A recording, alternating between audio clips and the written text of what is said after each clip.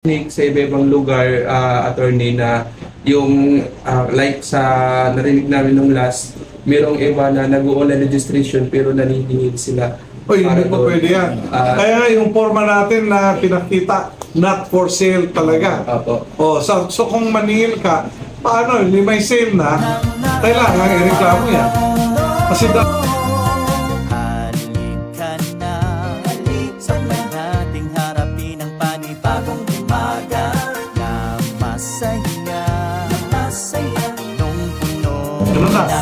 at kung nandoon si Mara at humingi ng tulong, siyempre tulungan nila si Mara.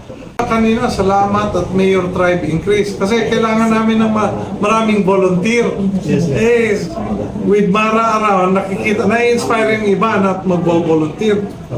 Well, gusto ko lang linawin, yung registration ng National Commission of Senior Citizen ay online. Ginawa natin itong online dahil kailangan protektahan ang data ng senior citizen. Kung online siya, walang ibang kamay na makakahawak, kundi diretso na sa commission at protektado. In fact, kailangan i-secure, i-firewall para hindi ma-hack. Yan po yung protection na gusto natin. Now, may mga seniors na binibigyan ng forma. Sana po yung pagtanggap ng forma na yon ay hanggang sa asosasyon lamang at protektahan ni presidente ng asosasyon at huwag ipamigay sa iba't ibang tao kasi violation yan ng Data Privacy Act. At kung may senior citizen na maghabla dahil ginamit yung pangalan niya sa kung ano-ano mang mga programa at yung mga lahat ng mga pamimigay o anuman, yan po ay violation at pwedeng yung namimigay ay pwedeng ihapla at pwedeng makasuhan, pwedeng ang kalaboso dahil sa violation ng data privacy. So, careful lang. Ang atin lang naman, iniintindi natin si senior citizen na baka hindi marunong mag-online at may sinulat, but kailangan protektahan talaga yan. Walang kahit sinong politiko, ahente o kung sino man ang pwedeng gumamit niyan hanggang dapat nga isara yung hunos o cabinet na nilalagyan ng papel. Maski sinong miyembro hindi dapat mag-open yan. Si secretary lang ng asosasyon ang dapat magtago. Yan po yung rules natin. So maraming salamat po sa binigay na panahon paglilinaw sa puntong ito. Attorney, last question ko lang po. Anong masasabi niyo doon? Parang napansin ko medyo nababagalan ako sa pag-register ng mga kababayan ng senior. Parang walang nakikioperate ng mga barangay or other provinces. Well, actually, may DILG directive, At sabi ng DILG directive, all LGUs must cooperate. Kung walang hindi nag-cooperate, sana tawagin ninyo ang pansin namin para pwede nating masulatan na ikaw po ay hindi nag-cooperate. Baka pwede naman bilis-bilisan mo yung apak mo para matulungan mo yung seniors. Meron kaming naririnig. Dapat walang paniningil na gagawin. Kasi yun yung last namin na narinig sa area ng outside of Manila naman. Mayroon narinig nga ako, pati ID, binibenta, hindi pwede. Pero attorney, sa batas nagsabi libre yan. Na-imbestigahan nyo na po ito. Yun mo lang nga sinabi. Sabihin mo sa akin anong lugar. Yeah. Quezon City po. Quezon City. Di sulat nyo kasi ang laki ng Quezon City. Sulat nyo. Barangay Commonwealth. Mga ganon. Yung exact, sino ang... Kasi di ba kung mag-report tayo nung elementary pa tayo, tinuruan tayo who, what, when, where, why, how. Di ba? Isulat natin. How about, attorney, doon sa mga barangay na kinukontra yung online registration? Kasi ito yung na-experience Banggitin lang sino ang kumontra. Para maano natin.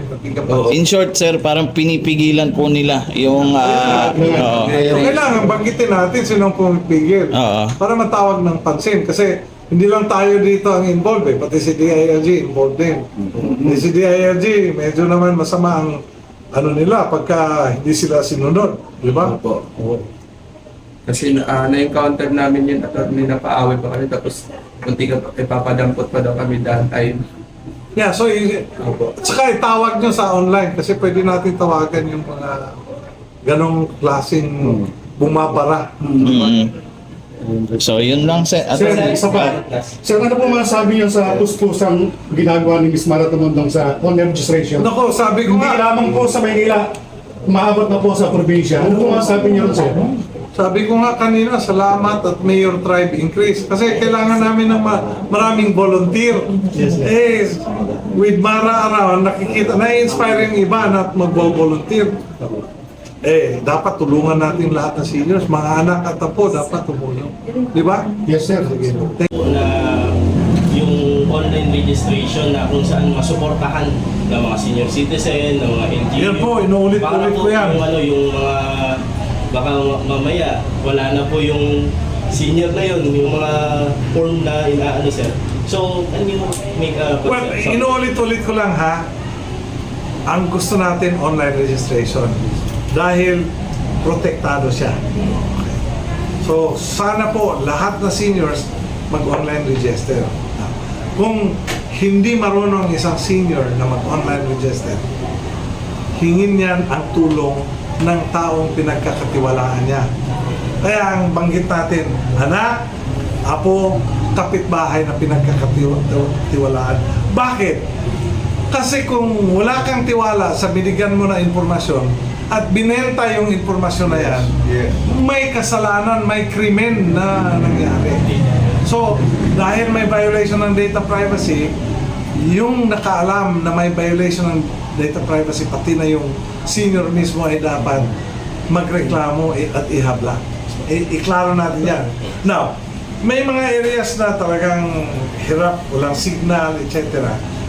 Yung pagsulat sa papel ay kung hindi na maiwasan, ang hahawak niyan ay yun lang responsableng opisyal ng Senior Citizens Organization.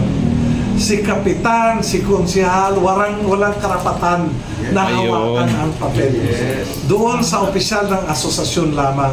At hindi lamang nahawakan, dapat nga ilagay sa isang lugar na may